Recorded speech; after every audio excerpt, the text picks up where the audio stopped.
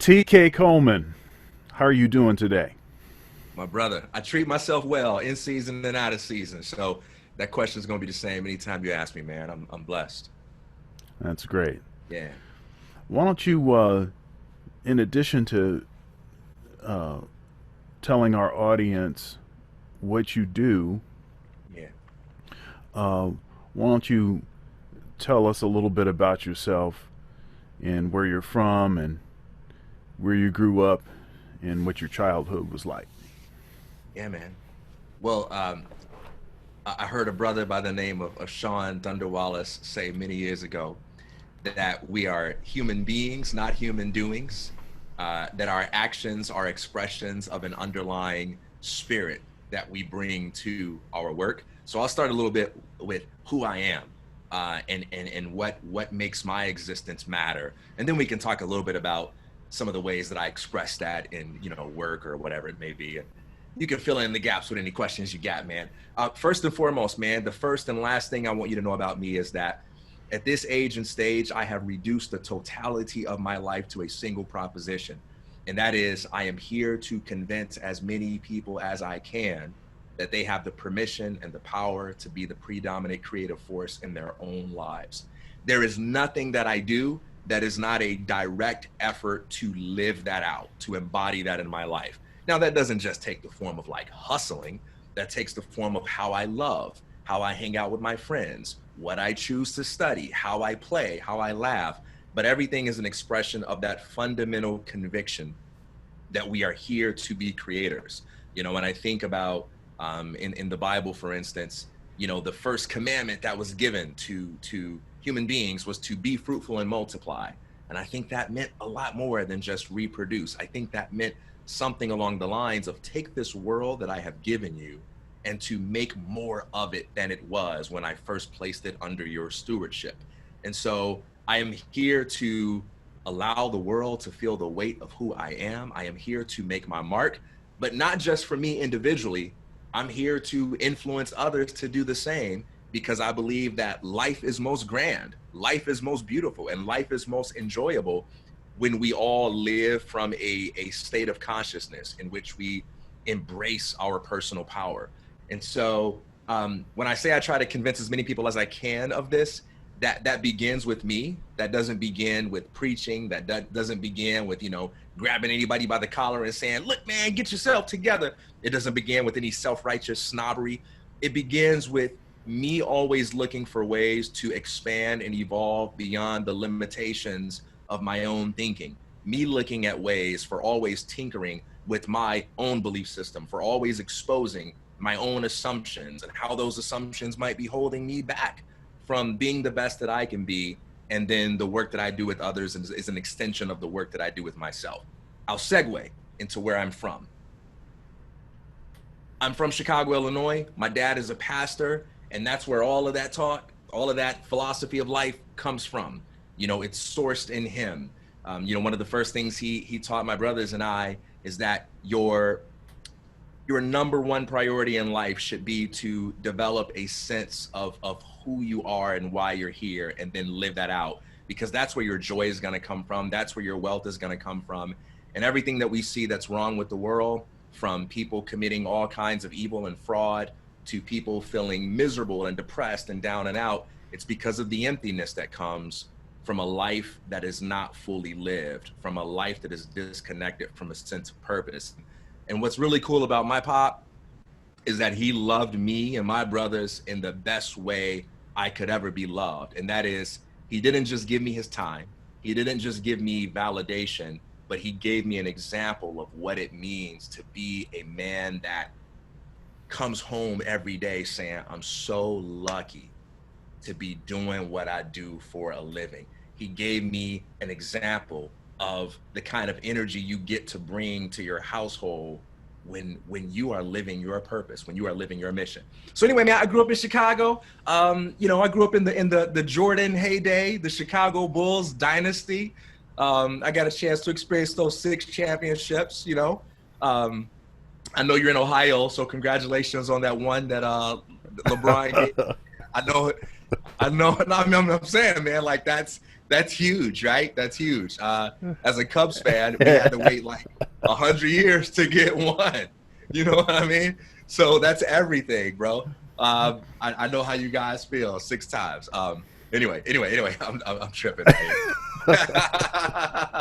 But hey, man, in terms of what I do, so professionally, like 6 years ago, lifelong friend of mine, Isaac Morehouse, and we co-founded a startup called Praxis, which is an apprenticeship program that helps aspiring young professionals launch their careers, teaching them, how to develop useful skills, how to create value in the marketplace, how to understand wealth as the kind of thing that is a reward for solving people's problems, how to think about knowledge and learning, not just in terms of what you know and how satisfied you feel with your intellectual understanding of things, but to think about knowledge in the context of value creation. How can I use this understanding of Aristotelian metaphysics or whatever it may be to make an impact on someone else's life by doing something that they care about enough to pay me for? All those types of things, man. And we saw a lot of gaps in higher education. We saw that there were a lot of people for whom that system simply isn't preferred, or it simply doesn't work for them.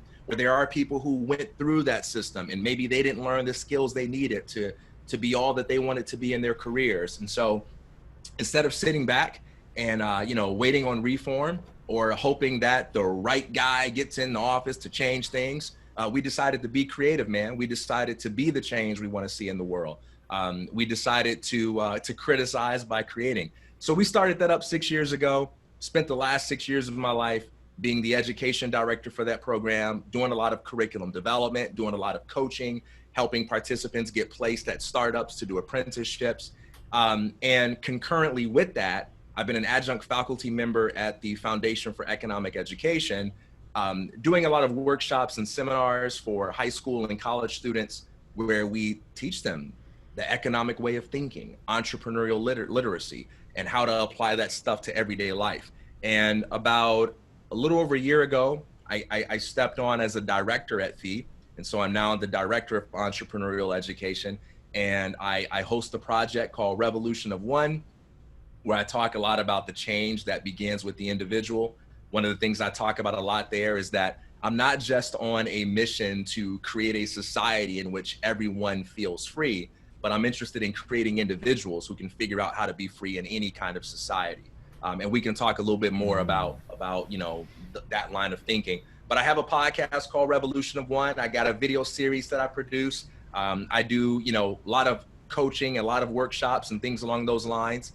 And more specifically, at this stage of my career, I'm more passionate than anything else about Black dreams. The dreams that keep me awake at night are the deferred dreams, the delayed dreams, the denied dreams of young people of color.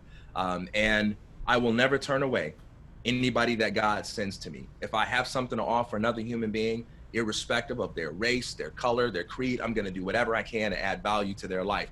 But if you wanna know who I lose sleep over, there's only one group I'm losing sleep over at this stage. It's young Black folks. And so I'm focusing a lot of my energy on those communities of people who don't have a lot of role models, who don't have a lot of examples of people who look like them, of people who come from the places they come from, that can give them a reason to believe in their own possibilities. So, man, that's what I'm all about, bro.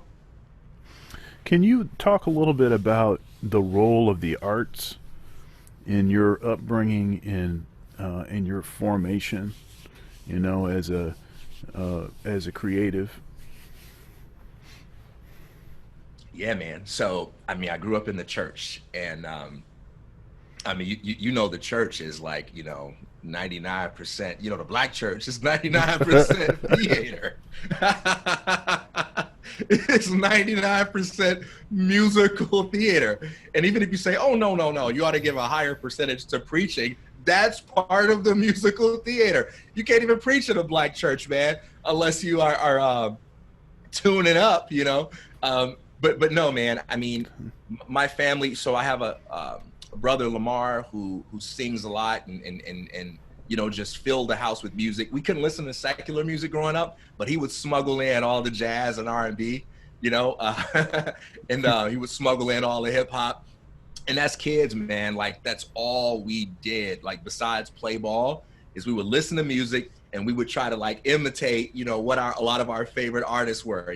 I mean, when you met me back in the day, you knew about just my love for the two B's, Boys to Men and Brian McKnight, man. Just walking around trying to hit those licks all day long. I fell in love with theater when I went to high school. Me and a buddy of mine, we tried out for a play as kind of a joke, and the joke turned out to be on us because we made it. And I fell in love with it, man. When I went to my first play rehearsal, I was like, whoa, whatever this is, I want to do this for the rest of my life. The sense of community and collaboration and creativity that came from that world of theater and musical theater was unrivaled by anything I had ever experienced. It taught me that sacred art of moving an idea from concept to completion, of taking a vision and through connecting with other human beings and just taking risk, how you can bring a vision into fruition. Like that, you know, that shaped so much in my life. I mean, that set the template, the roadmap for everything. So I did theater all throughout high school. And I got a theater scholarship to Western Michigan University, which is where you and I met each other. And I did theater there.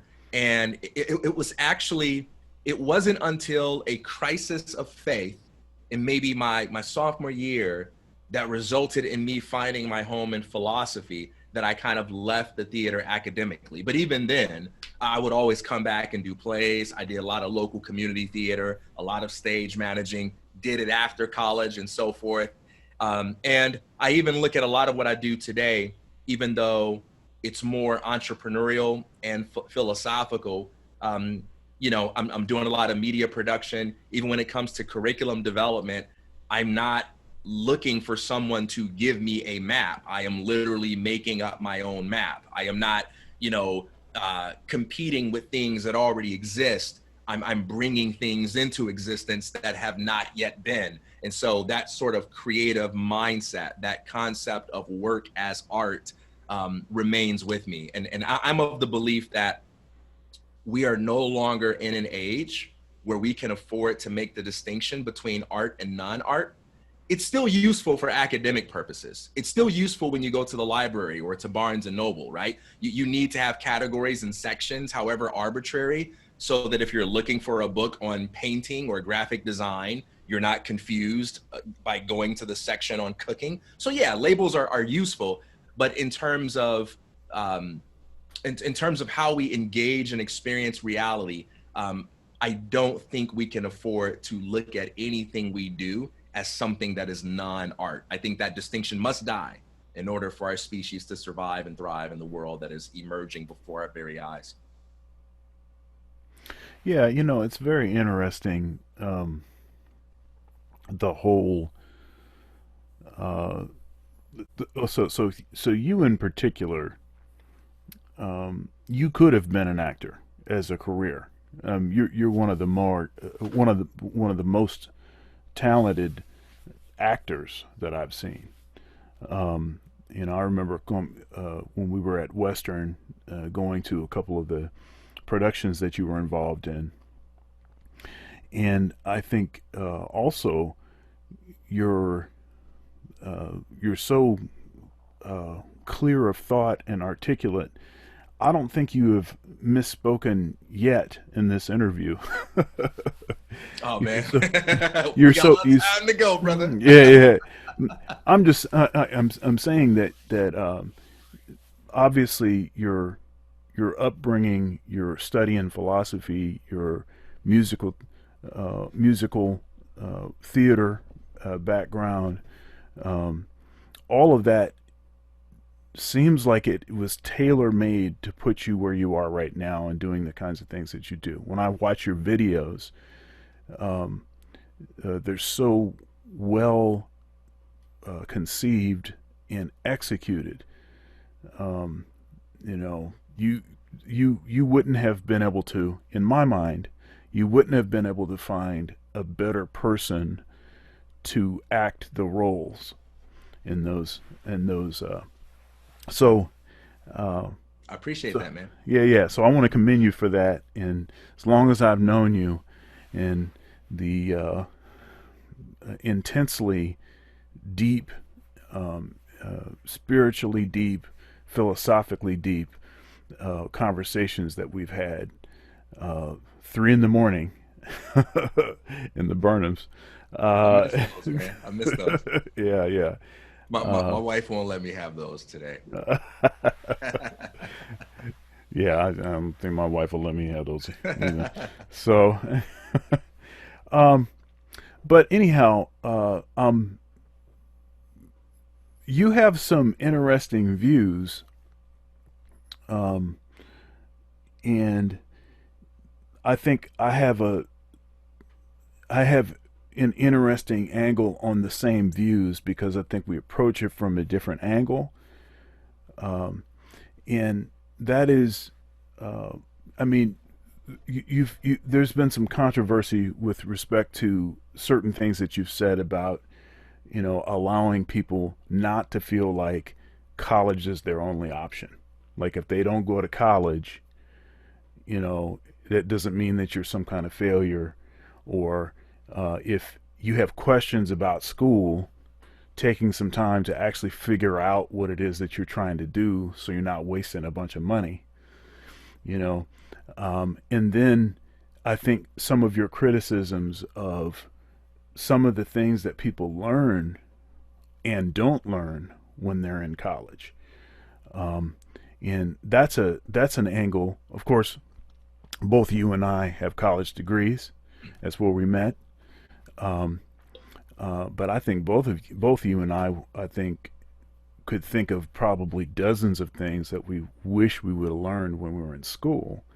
That basically our institutions of higher learning have just decided that we're not going to offer that, and they just kind of let the students up to their own devices after they finish. In particular, with respect to uh, there are certain degree programs which are married to the industry. Mhm. Um, I'm in the School of Music. I'm a music professor, so music ed, for instance, there seems to be a pretty direct connection between the music ed curriculum and actual job placement. Ohio State, for instance, has close to 100% placement rate, and uh, so that's positive. But most of the degrees that universities offer do not have that kind of hand in glove, kind of relationship, and it makes it really, really challenging to get employment when there's thousands of people that just graduated with the same degree that you have, and you have no angle on employment. Even stuff like learning how to interview well. That's not something anybody talked to me about. So I'm curious as to some of your thoughts on this. Oh man, yeah. I mean, I love to discuss this stuff. Well, as I consistently do, and I say this to anyone who feels slightly tempted to label me as anti-college, as I consistently do, as I flawlessly do, when I am ever on any kind of interview and given the opportunity to talk about my position on college, I will begin with an official, formal, explicitly stated disclaimer that I am not anti-college. I have no issues with people who say, TK, I've thought this through. I think college is the best choice for me, and I would like to go, and it brings me fulfillment. Hands off. I got nothing to say to you about it, right? Like, I support your dreams as much as I support anybody else's. I don't have some special bias against people who go to college. I also acknowledge that there are some careers where it is illegal. And we can talk about a separate criticism of that, but that's not a criticism towards people who go to college. There are some careers where it is illegal to practice them in this country unless you have the requisite degree. And I fully acknowledge that. And I fully acknowledge that there are people who are needed in those careers, and you've got to work within the system that we have. And again, I have no criticism of that. I also will go further than many college professors, and even maybe what you might have just said. I got no problem with somebody spending $200,000 on a degree that's not going to make them any money, because after all, it's your money. You wouldn't be the first person to use your money on something that I would never do with that money. Am I going to start harassing the guy that pays $300 for a Justin Bieber concert ticket just because I think it's a waste of time? Not at all. You have the right to do whatever you want to do with your money, and I will be your biggest fan. Even if I disagree with how you spend it, I'll fight for your right to use it freely, right? None of that is my problem. And in fact, I find it quite interesting that whenever I talk about the importance of having alternatives to college, it's always requested of me or demanded of me that I take the time to give such a disclaimer, or that I take the time to make sure that the people who go to college know that I think it's okay for them as long as, you know, they thought it through or whatever it may be. Because that's sort of a misframing of the actual public discourse that happens. In the real world, it is not the case that there is some mass movement to make people feel stupid for going to college. In the real world, people are conditioned to think of college as the next step from the moment they begin school. And I understand that in some communities, it's harder to get into college, it's harder to have options and so forth. But every pastor, every other celebrity, every other guidance counselor, every other uncle, every other aunt, every other teacher is constantly reinforcing the message that if you want to be successful, go to college. But what happens if you decide that you want to be one of the black sheep for whom college is not a right fit? What happens there? I'll give you an example of what happens. I'll use interracial dating or interracial marriage because I'm in an interracial marriage. I'll use an example here that I think captures the way I see the situation. If you were to take a survey and go around asking people if they thought it was okay for two people of different races to marry each other, you would get a very predictable response from the overwhelming majority of people. You want to tell me what that predictable response is? If you took a survey and people gave their answers in public, if they thought interracial dating was okay? Yes, it's okay. Yeah, most people would say, well, what is this, man? This ain't the 1960s, right? Like, as long as two people love each other, as long as they understand the implications involved and so forth, hey, I mean, love who you want to love. In fact, if you dare to even ask that question, people will look at you as if you were kind of crazy for thinking that we need to ask it. This is 2020, bro. It's not 1960, right? So that's pretty predictable. So it seems at the level of public discourse, we're sufficiently evolved. Like, everybody just accepts that the only thing that matters is love, not race. But now I have a separate question for you. Suppose you pick a specific individual. We're no longer having the discussion philosophically in the abstract now. Suppose you pick a specific individual, and that individual comes home one day and says, hey, mom, dad, I'm dating a black, Asian, whatever guy, girl. How do you think that conversation's gonna go? Do you think the majority of those conversations are going to be like, hey, as long as you guys love each other, no problem here? Go talk to people that have actually been in these relationships. No, it's kind of different. You want to tell me how that conversation looks a little different? I think because of the specific knowledge of the individuals involved, I think there's probably more resistance. Yeah, it's always different when it's your son, when it's your daughter. Right? I mean, if you're asking me my philosophical views on, and we can throw other things into this too. If you ask for my philosophical views on, you know, sexual orientation or racial preference in dating, I get to be pretty detached and abstract and just sort of talk about things in a very theoretical, risk-free sense. There's no cost to anything I say. But if it's my son, if it's my daughter that comes home, says, Dad, I'm an X. Dad, I'm dating a Y. Well, now I've got some skin in the game. Now my reputation could be affected by this. Now I could be dragged into some complex conversations and situations that I never asked to be a part of. And I may begin to express concerns. I may begin to drill you and interrogate you or be concerned about you in a way that I wouldn't if somebody did kind of like the status quo thing. So how does this apply to college? I don't want to get lost. How does this apply to college? I think it's easy. The battle and debate is already over if you go around asking people, hey, do you think there's one and only one right way to educate people? No one's going to be the one to say yes to that, right? No one's going to be that guy. We all know the social consequences of being that guy. Everyone's going to say, of course, I've seen the TED Talks. Of course, there's more than one way to educate a person. Of course. Do you think there is at least one person in the universe for whom college is not the best choice? Of course. Who's going to be that guy to say no to that? But when it's your son and it's your daughter, well, now it's a little scary, because I believe in geniuses in theory, but it's a lot more risky to believe my kid's that genius. I believe it's okay for Steve Jobs, but it's a lot more risky to believe that that's my kid. And where I come at this conversation is not at a theoretical level. I come at this conversation from having actually coached and worked with the very kids that opt out of college. And I'm the one who has to talk to their parents. My son wants to drop out of college. My daughter wants to drop out of college. And I'm very familiar with the kinds of questions they ask, the kinds of things they say to their kids. And I don't say this in some bitter or judgmental way, but I do think that we deceive ourselves if we believe that the conversations are the same for both parties.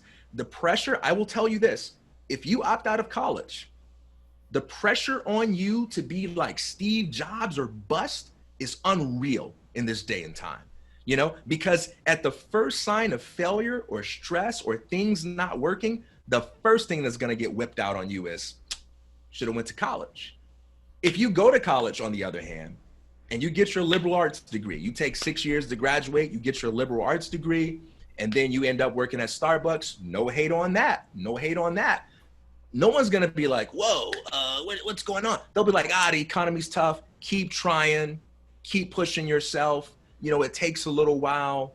You know what I mean? No one's going to use that as an attack on your character. On the other hand, if you got that same problem, you opt out of college and, you know, you're working at Starbucks in 3 years. Oh, like that's because you didn't go to college. And so a lot of people who opt out of college, even though they might be doing constructive things, even though they might, you know within their heart and soul that college isn't right for them, they have this tremendous amount of stress and pressure to be way more successful than everybody else because of the kind of interrogation. You know, I often say that because I've coached a lot of opt-outs, you know, on how to have conversations with their parents and their family about their decision to not go to college.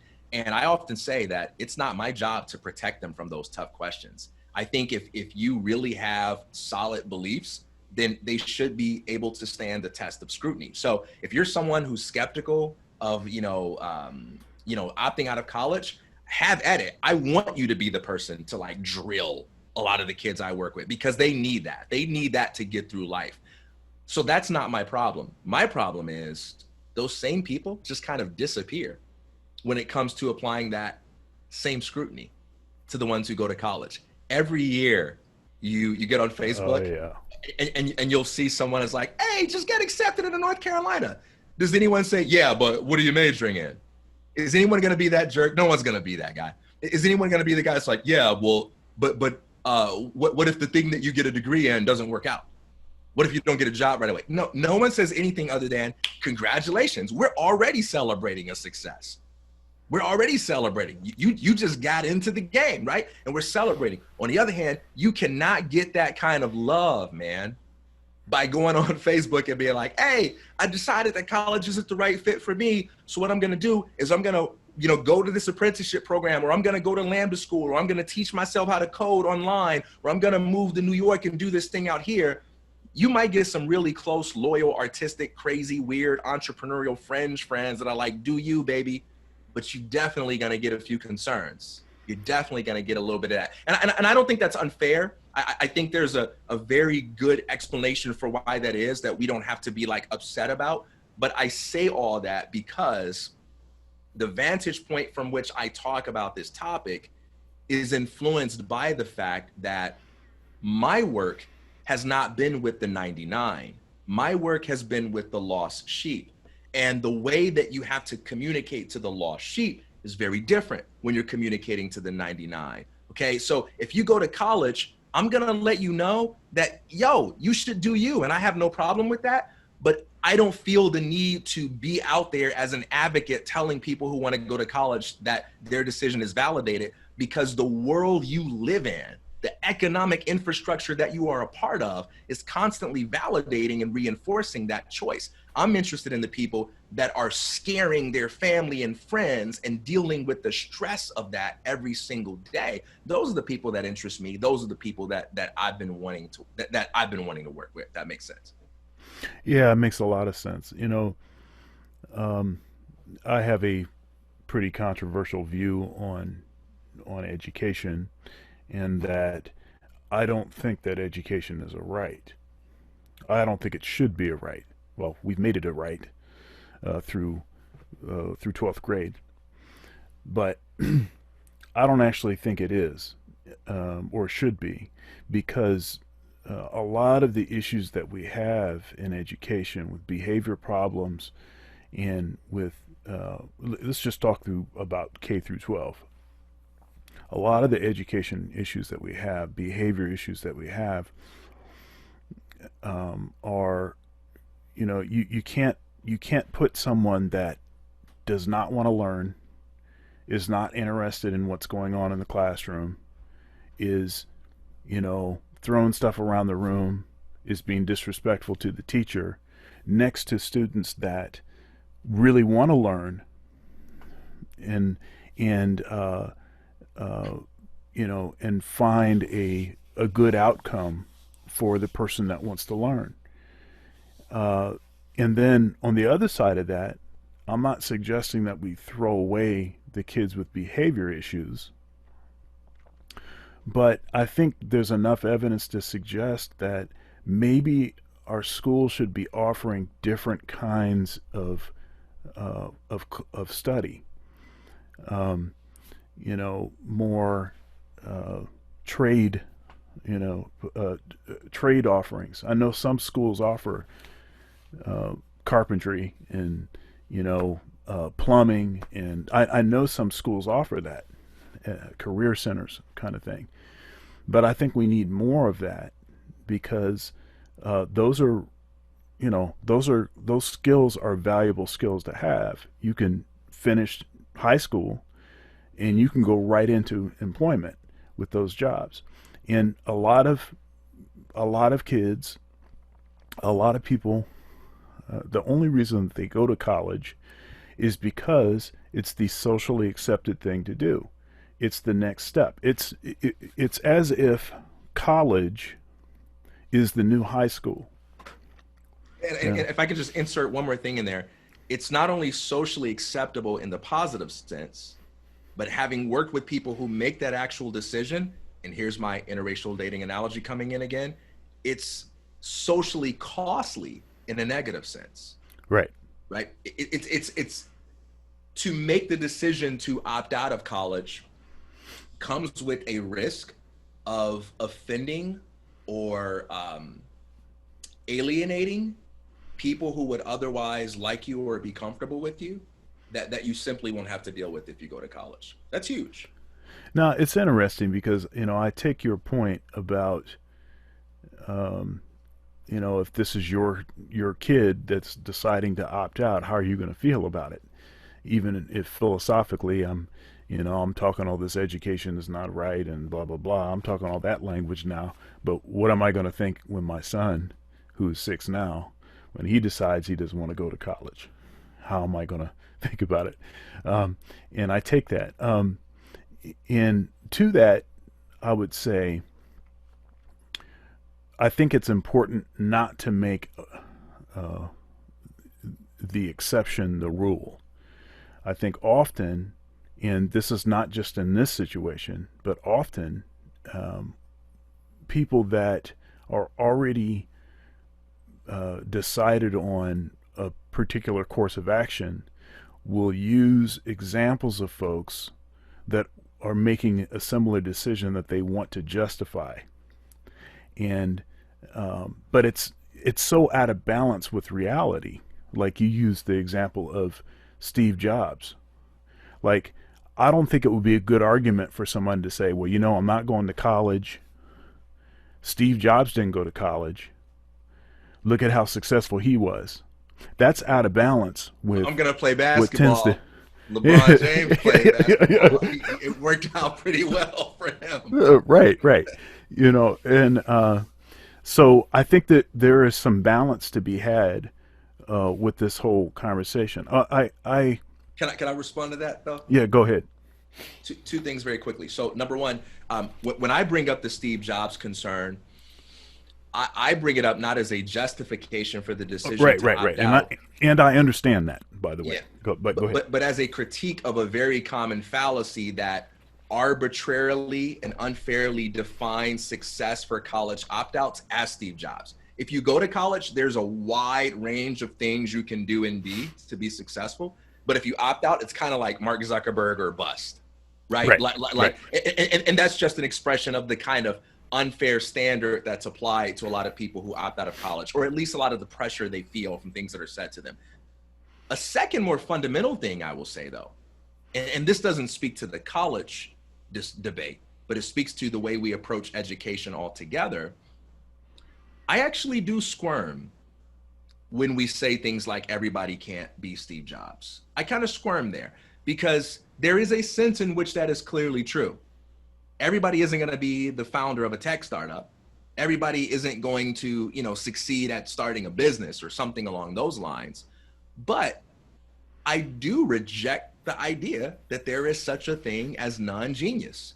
In the same way that I'm not entirely comfortable with the distinction between art and non-art, I'm also not entirely comfortable with the distinction between genius and non-genius. I think there is a sense in which we all can be Steve Jobs, and that is if we find our own unique way of bringing interestingness to something.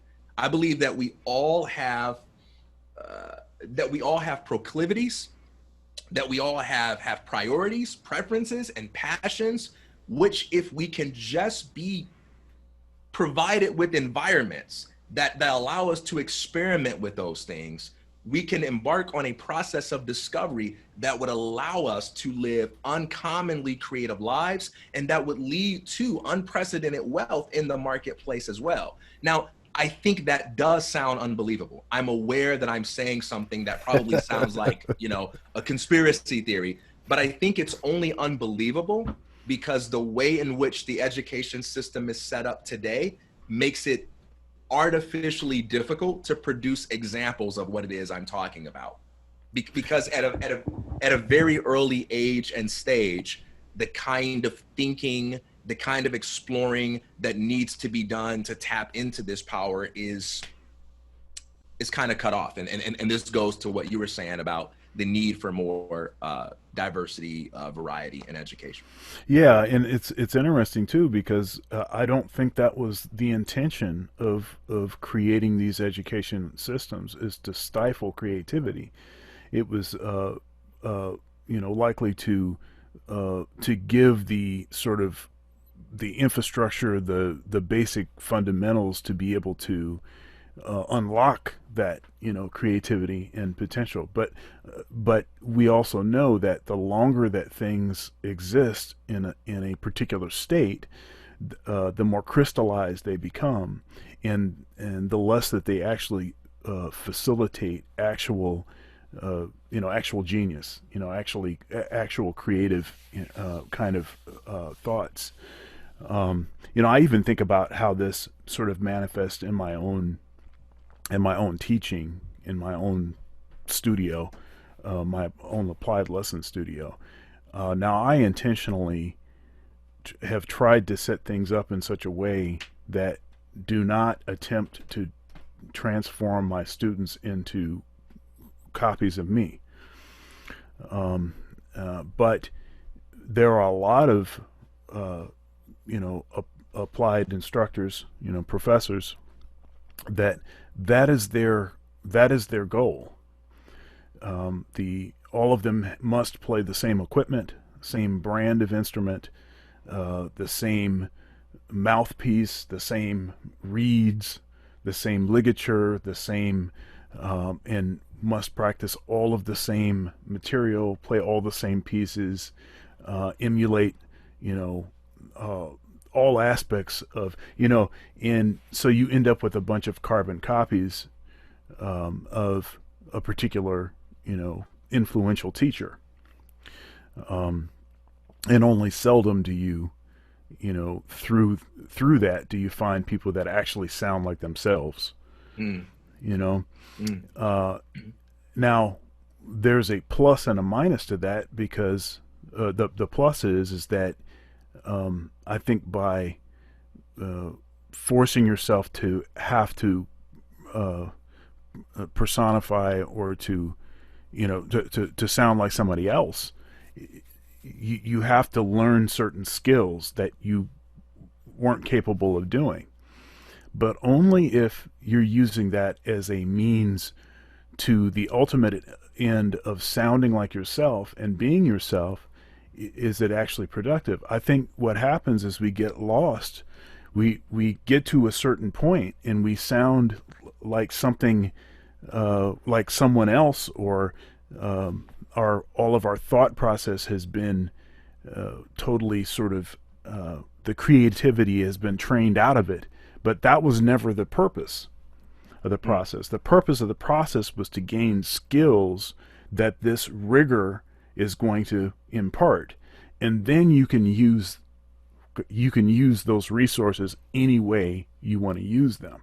It's to unlock your own identity. I just think that there aren't that many examples um, uh, of that occurring in our current, percentage wise. So I mean, there's folks that are still innovating and still doing things that went through the educational system, and I like that.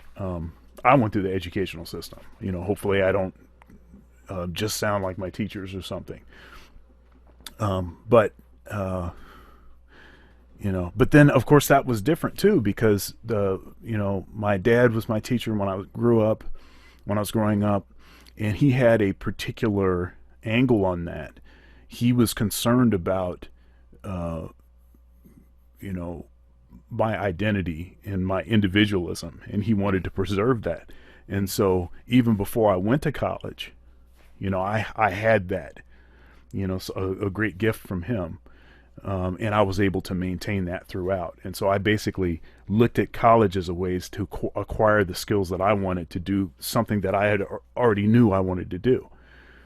I think to your point, if you're going to college and you have no idea of what you want to do at all, and you're just going to spend a lot of money and just basically just be further confused by the education process, maybe it's not a good idea for you right now to go to college. Maybe you should spend some time figuring out what it is that you want to do. Now, maybe the argument against that is, well, that's what happens to a lot of college students in their first couple years. They keep changing their degrees until they figure out what they want to do. It seems expensive, an expensive approach to doing that. Uh, Yeah, and this is why I think it's very fair to talk about money. And I mean, no one wants to say, or wants people like me to say it's a business, and I'm fine with that, because a rose by any other name, right? Like, put whatever label you want to put on it, but let's be clear on the fact that it's an institution that charges for its services. Okay, now I'm all about you people writing a paycheck to anyone they want to teach them whatever they want to learn. I'm all about that. If you got the money and you want to write a check to somebody for $20,000 to just teach you about ants, that's cool with me. It's your money again, right?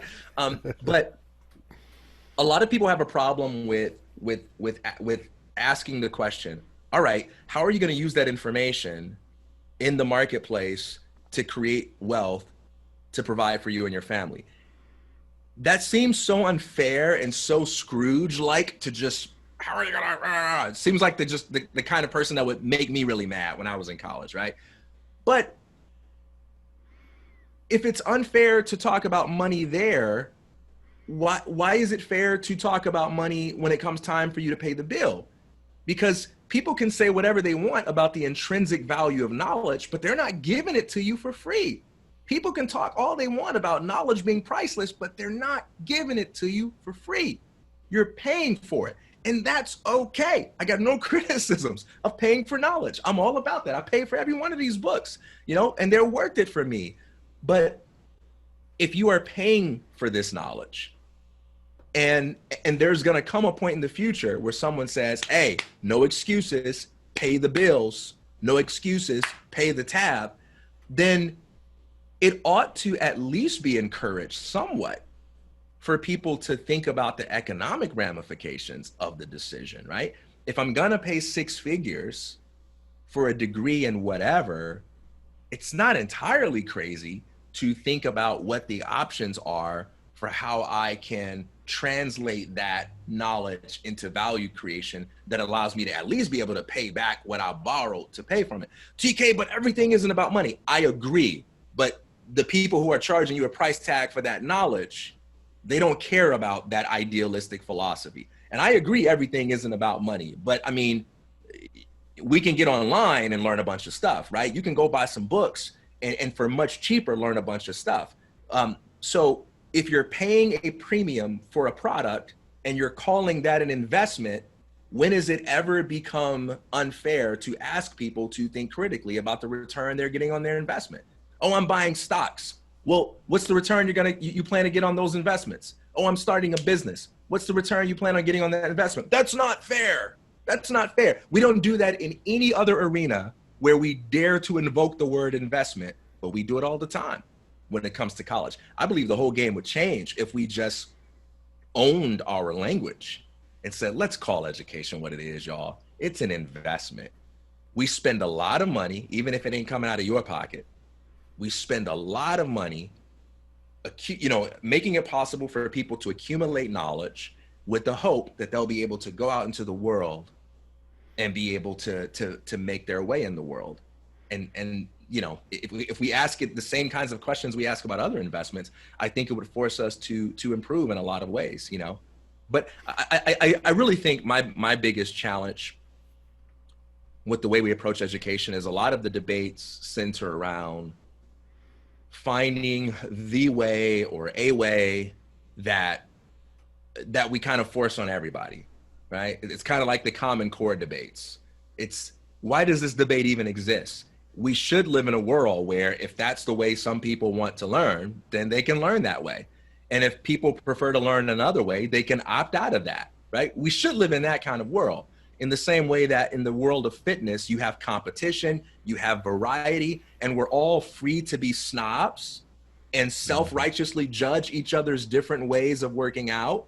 And yet we still have our options, So guys on their way to the gym can walk past a yoga studio and make fun of all the yoga moms who work out that way. And then they can go to the gym and they can do deadlifting, and everybody's free. Everybody's working out in the way that they want to. And even though they're free to criticize each other, they're free to do it how they want to do. There is no legislation that says, no, fitness needs more deadlifting and everybody's going to do a little bit of deadlifting every day. Like, we need that perspective in education.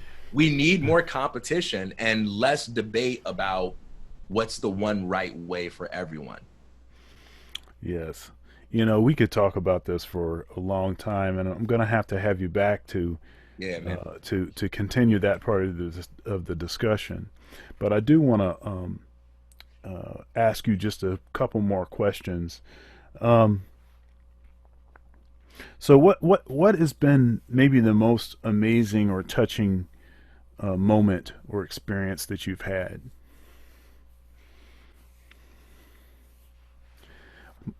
Or a few of them. And you have a range. You could itemize.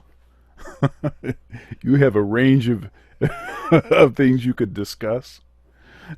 I love how you saw me struggling with the question, and rather than making it easier, you knew that my problem was that I needed it to be harder. Like, okay, brother, give me 6 experiences. Oh, right. I'm sorry, brother. Don't give me 1. Give me 18. Oh, Yeah. So, do we want amazing and touching? Do we want transforming? Do we want like anything you in particular you're looking for, or just like?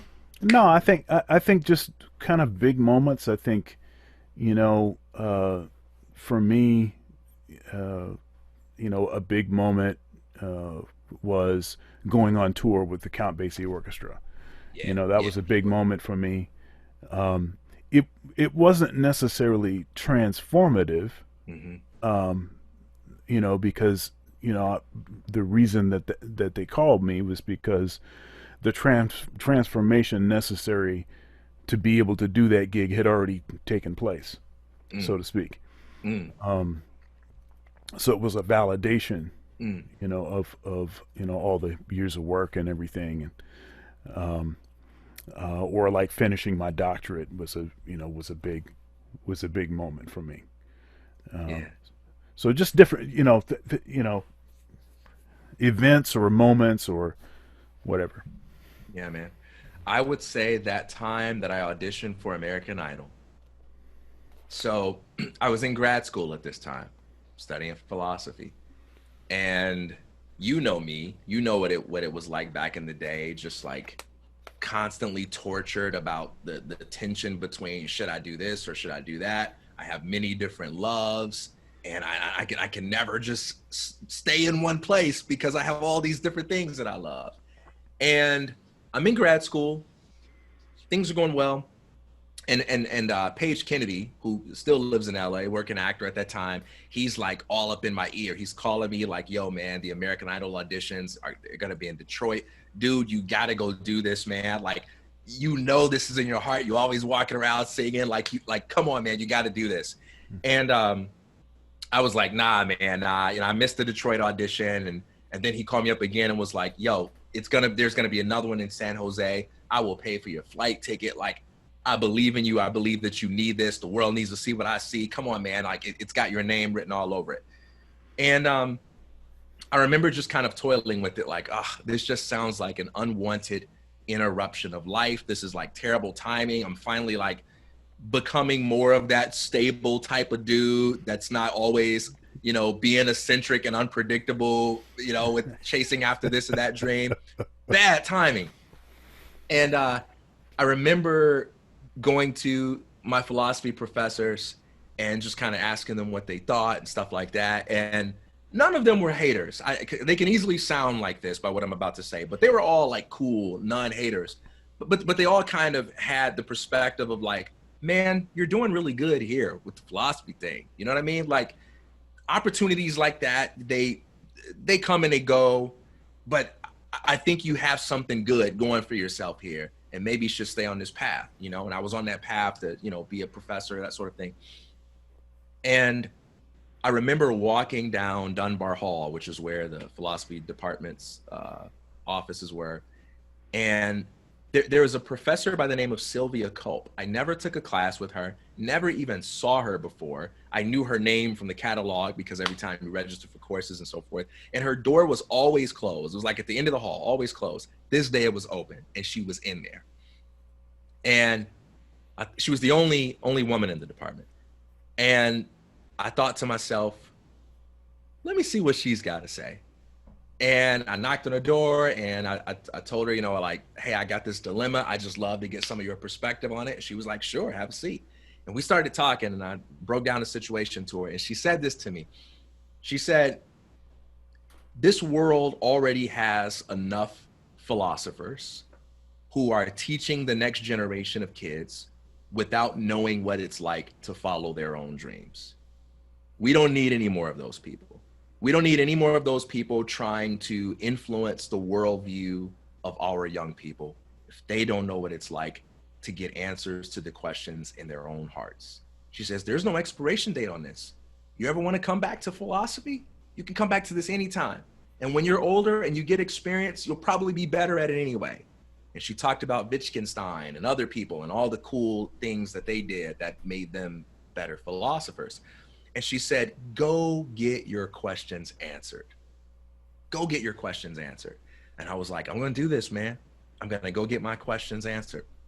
And so I remember, telling I had a friend who was in the grad department at philosophy, and I told him about it. He was like, man, you're crazy as hell. He was like, but I am going to help you prepare for it. He says, this is what we're going to do, man. We're going to go around on campus, and we're going to stop every girl, man. And we're going to just like, have you sing for them, because you gotta have like guts, man. You gotta be able to sing in front of anybody. You gotta get rid of all that fear. That's what we're gonna do. And I was like, all right, man, let's go. Right? So we're walking around campus, and on this day of all days, we're not running into any girls, man. And there are these three tall brothers walking down campus. And my guy is like, all right, we're going to sing for these guys. And he runs up to these dudes. He's like, hey, my boy is auditioning for American Idol. He's like, can he sing for y'all? And the guys looked at each other like, they looked at me.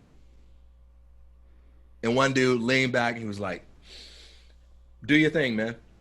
Do your thing. He looked so unimpressed. And I sung Back at One by Brian McKnight. By the time I was halfway through the verse, they was like, you know, and when I finished singing, one of the guys leaned forward and was like, he gave me some dap. He was like, hey, do that thing, bruh. Do that thing. And I was like, oh man. And my courage got worked up. And so we just started going across campus to everybody. Over a couple of like days, I must have sang for like 30 people. And I just like lost all my fear at this point. I was completely shameless. I even stopped some people and they were like, no, not interested, and walked off. And I didn't even care, man. I was just bold at this point. So I went to Rocket Star Cafe like a couple of days before my flight. And I walked into Rocket Star Cafe, which was this busy coffee shop that, you know, everybody used to hang out on campus. I was so bold. I pulled out, you know, a chair, stepped onto it, and I said, everybody, can I have your attention? Everybody in there, the workers, the people sitting down, they turned to me like, what is up with this dude? And I said, check it out. I'm getting ready to get on a plane and go to California. I'll be auditioning for American Idol, blah, blah, blah, blah, blah. I told her my story. And I said, I want to sing for y'all. And it was like, go for it. And I sang, and that whole place just like erupted in applause. They were like, go, go, go, go. And I felt like this is my destiny, man. Like all of the signs are pointing to this is my destiny. I'm going to American Idol and I'm going to win. And I went there and I lost. I went there and I didn't even make the show. But I could tell that story in a more detailed way. There were a lot of really cool aspects of what it was like to audition for the show. But I remember the moment when I went up to sing before the producers. And one of the things they explain to everybody is, you know, they're going to point you one way, left, or they're going to point you right. If they point you to the right, then that's when you go sing for the next, you know, set of producers. There are levels to this thing. If they point you to the left, like that's the exit door. And you got to be interestingly good or interestingly bad. If you are good, not interesting, that's not really American Idol material. If you are bad, not comically so, it's not really good material. I sang, and I got the door to the left, man. I got the door to the left. And that crushed me. It crushed me, but at the same time, it enlivened me because I had so much fear about auditioning for American Idol. When my friend first proposed that to me, it seemed like this big dramatic thing for which so many tough questions had to be answered. Well, how will I pay for this? Or what song will I sing? And what, you know, it just seems so complex. And through the process of having that initial conversation and going out there and auditioning, I realized that fear as a theoretical concept is far more intimidating and dangerous than it is as a lived experience. When you are thinking about your dreams, oh my gosh, fear is this great dragon that will slay you when you take the first step. But when you actually follow your dreams, you realize that fear is just kind of like, oh yeah, fear is kind of like snow. It's kind of like a thunderstorm. It's a part of life. It's this thing that you walk through, that you move through, but it doesn't have to destroy you. It can make you stronger. And I think the most important thing I realized from that experience is that, yes, you should follow your dreams. Not because when you wish upon a star, it makes no difference who you are. Not because the universe is such a wonderful place that when you follow your dreams, you're always gonna get a yes. But you should follow your dreams because on the other side of your fear is a superior version of self. There is a version of you that is wiser than the dude that's sitting in front of me. There's a version of you that's funnier than the dude that's sitting in front of you. That's sitting in front of me. That's better in every single way. And you don't get to become that dude until you face your fears and step through them and follow your dreams. And so the pearl of great price is not a dream fulfilled, but a self-actualized. And when I went after that dream, I failed. I didn't get what I wanted, but I realized that I became a much better version of myself, and my life was so much better as a result of that. And the possibilities that were unlocked in my mind changed the path I was on forever. I never went back to grad school, dude. Like, after that experience, I was just like, whatever this is, I want more. I want more failure. I want more adventure. I want more excitement. I want more risk. I want more of this. And that's what set the stage for the entrepreneurial path that I would later take. And I could have never known that had I not taken that risk and failed. That's a great story, man. That's a great story. So I'm going to ask you about some tweets that you did. Yeah. So one of them is don't underestimate the value of your non-reactive interests. Some of our most valuable solutions and inventions come from processes of discovery that are not aimed at fixing the most urgent problems or the most urgent problem. The power of curiosity doesn't expire during a crisis. So talk to me a little bit about that. Yeah. One of my guiding principles in life is a quote by Howard Thurman where he says, "Ask not yourself what the world needs, but rather what makes you come alive. For that is what the world needs, people who have come alive." There's a different set of ideas that become available to you when you ask what's wrong and what needs to be fixed than what comes available to you when you ask what's possible. And if you limit your choices in life to the answers that come to you when you ask what's wrong or what needs to be fixed, you'll constrain your potential, because everything that's possible is not born out of a reaction to what's wrong. Some of our greatest innovations have not come from like feeling unsatisfied with the way things are, but from just being obsessed with what's different, what's cool, what's another way to do it.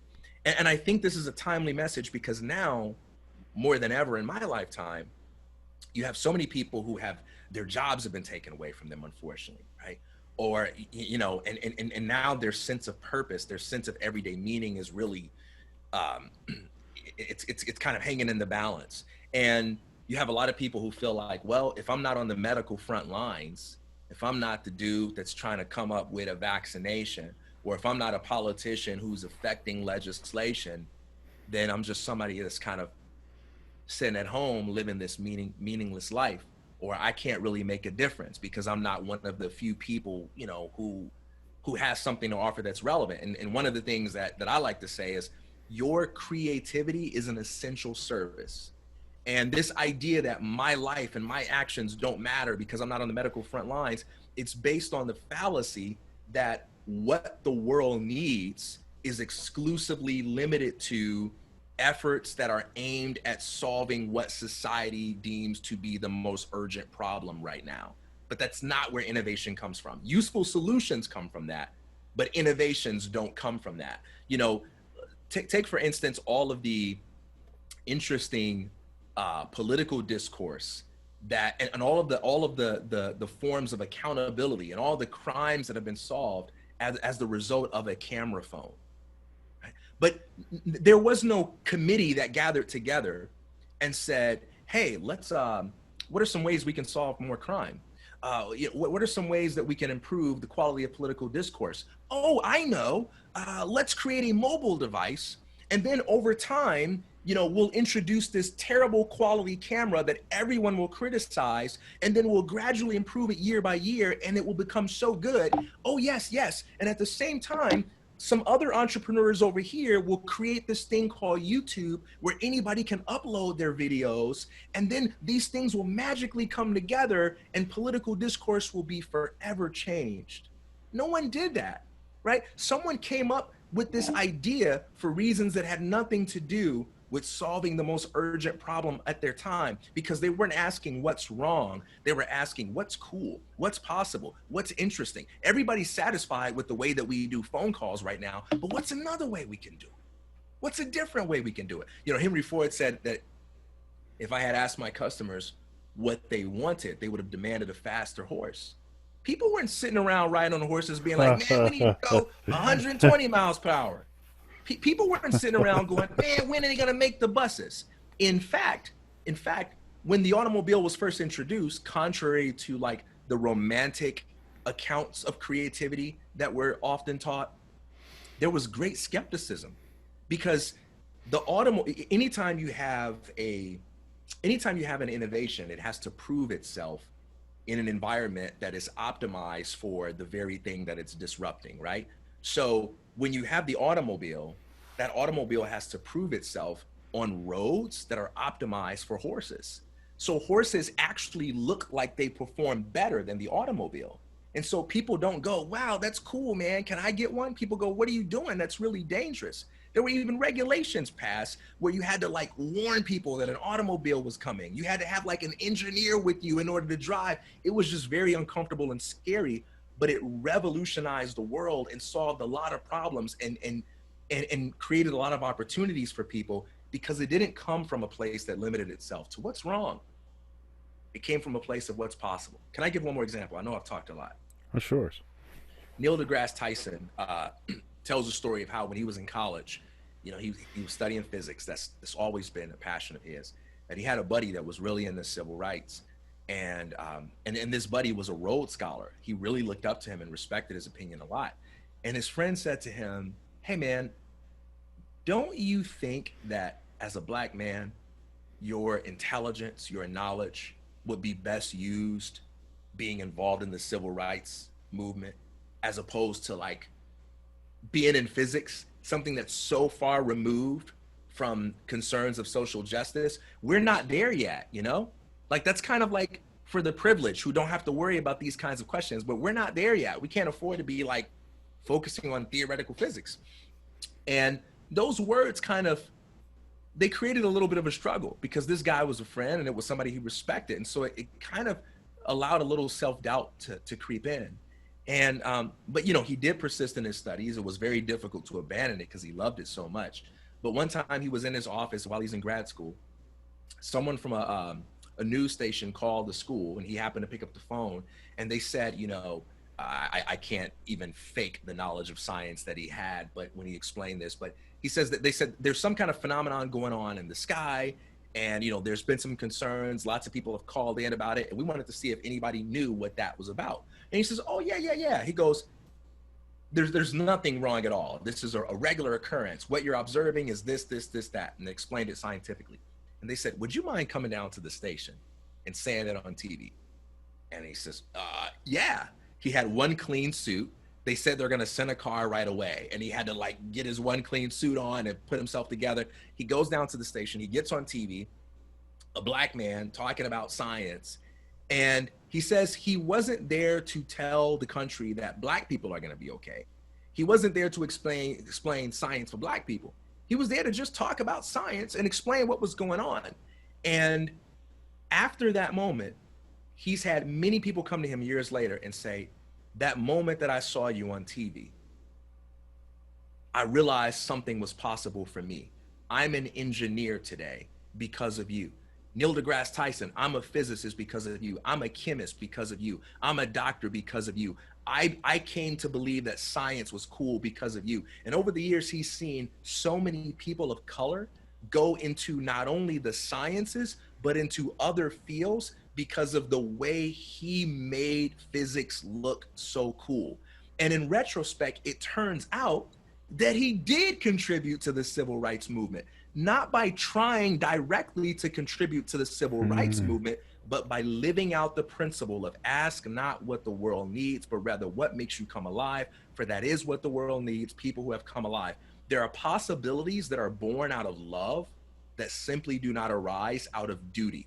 When you do something because you just feel obligated to do it, you don't love it, you don't care about it, it doesn't keep you awake at night, you just feel guilty for not doing it, then that incentivizes you to just do enough to satisfy the guilt and then to stop.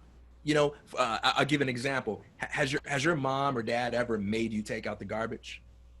Oh yeah. Have you ever, when fulfilling their command, have you ever decided, you know what? I'm going to take out the garbage for all of my neighbors too. Have you ever No, done that? not at all. Not at all. Not at all. Not because you're a bad person. There's actually a very rational reason why. The rational reason is simple. It's you didn't want to take out the garbage in the first place. The only reason you were taking out the garbage was to avoid the negative consequences of disobeying a commandment from an authority figure, right? So the rational thing to do when you're in that situation is to quickly identify how much work needs to be done in order to avoid the negative consequences of not doing it. And you do that, and then it's rational to stop.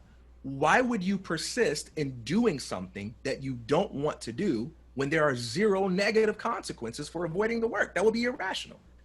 So the possibilities that are born out of duty are very different than the possibilities that are born out of love.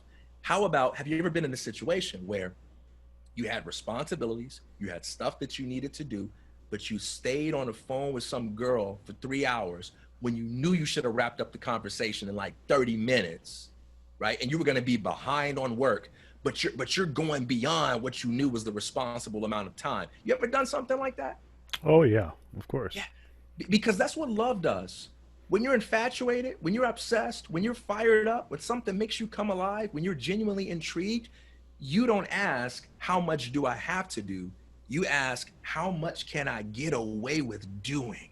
You know what I mean? And that kind of spirit is what drives creativity. It's what brings new things out of you. You know, you don't write a cool song for a girl if your mom makes you go out on a date with her. You just do what your mom requires you to do and get it over with. On the other hand, if it's a girl that you like, man, poetry starts coming out of you, music starts coming out of you, and you can't centrally plan that kind of stuff. And so to bring it all back around during times like this, especially, and I say this from a unapologetically spiritual point of view, we cannot allow ourselves to be deceived into believing that God's purposes are less powerful than a global pandemic. We cannot allow ourselves to believe that the creative spirit that is inherent in our humanity is somehow compromised by a crisis, that whatever it is you are called to do doesn't matter anymore because there are some things that go wrong in the world. The problems of our world are not an argument for creativity. They're the very reason for why we need it in the first place. And whatever you are called to do, whatever you are curious about, whatever you are intrigued by, that's the stuff you need to be dedicated to. And you got to stop beating yourself up for not being the person that's going to come up with some cure for the virus. And you got to value what you've been called to do, because even if it's not obvious, there is an invisible hand that guides our actions. It's not up to you to do it because you have some guarantee that it's going to turn into a miracle. It's up for you to do it because you owe it to yourself and others to do what your nature demands of you. That's where I was coming from with that. I'm sorry, man. I'm just going on so many long rants, bro. No, this is great, and I think that it's what we need to hear. What you're saying. It's one of the reasons I wanted to interview you, because every time we talk, I feel inspired. Likewise, though. Likewise. And I wanted my audience, our audience, to also be inspired, especially given the crisis that we're in right now. Well, I'm going to put some links in the description of various ways that folks can interact with you and your content. And I just want to say again, thank you so much for your time. Thank you for your well thought out, responses to my questions. Thanks for being honest. I think I think it's easy to sort of not be as uh, generous as you've been. And, I look forward to us interacting again soon. Uh, you know, let me know if I can be of service to you. Yeah, man. Let's do it again, man. I mean, I miss talking to you. Um, I remember back in the day, just having long conversations with you, and they weren't just interesting or fun, but they were formative. You've Oh, had yeah. a considerable impact on my life, an unparalleled impact. I mean, I've learned just so much from you, from our days of arguing together, from our days of asking you questions. I even remember an experience where there was this guy who was just like trying to argue with you, and I just remember physically the way you were holding your body, the way you were nodding when the guy was talking. You disagreed with everything this guy said. And as soon as you started talking, it was clear that you thought he was wrong about everything. But the whole time that he was talking, you were making eye contact, you were nodding your head, you were calm. Your breathing was like you were playing the sax, you were breathing well. And you just made that guy so comfortable, and you created a space where that dude could express a philosophy that you completely rejected, but yet feel like he was heard and seen and felt like he was respected. And then the way you expressed your disagreement was just so humane. And I always remember that moment. And that's something that I take with me. And I feel like that may be one of the smallest things, man. Yeah, I mean, you've had a huge impact on me, bro. Like it will take a whole episode to just tell stories and talk about that. Well, I'll definitely have you back too, uh, uh, so we can discuss some more of these stories. I mean, I I haven't even mentioned the spiritual transformation that I underwent, largely because of some material that you introduced me to, and but that'll be a teaser for for the future. All right, God bless you, man, and I'll see you later. Be safe. Peace out, man. Hey, bro, keep that record button on, because I'm gonna be the obnoxious guest that's gonna ask, can I share a final thing? Sure, go ahead. Yep. I won't be long on this, but my wife and I have been talking about this a lot lately. She's rereading the Diary of Anne Frank, and something that I think this book in particular offers some really awesome wisdom for our times, and I recommend anyone read it if you've got some time to get into some reading during the quarantine. But Anne Frank, along with like 6, 7 other people, they lived in hiding. They didn't live in wonderful accommodations. They lived in hiding, knowing that any sound they make could be the very sound that could cost them their lives. There was a backdrop of the possibility of death at all times. It was much worse than it is now, where you can go for a walk, or you can at least go out on your front lawn or something like that without being worried about being arrested and killed, or put in a camp. But even in the midst of all of that, one of the things that they did in order to maintain a sense of meaning was they made sure that they celebrated and commemorated the moments of life. When there was a birthday, they didn't say, hey, we can't go to the grocery store to get a cake. We can't be loud and have music. So, for the sake of staying alive, we're going to hit the pause button on a birthday. They had the courage to light a candle during the Holocaust. They had the courage and the creativity to find a way to celebrate birthdays, even during the Holocaust. And I think that's one of the most powerful things that you can do when you're going through hard times, is you can fight for your right to bring meaning to your day. The easiest thing that we can do right now is to hit the pause button on meaningful activity, on structure, on discipline, on productivity, and say, well, we can't do anything until this stuff gets worked out and we get our jobs back. We can't afford to do that, not because of some moral position, but because of an anthropological position. To be human is to create. It is an essential feature of who we are. And when we cease to create, we degrade our own humanity. So fight for your right to create. In whatever you do, manufacture your own meaning, and don't rely on external conditions to give us permission to do that. And on that final thought, thank you. Thank you, Have a brother. good one, man. You too, bro.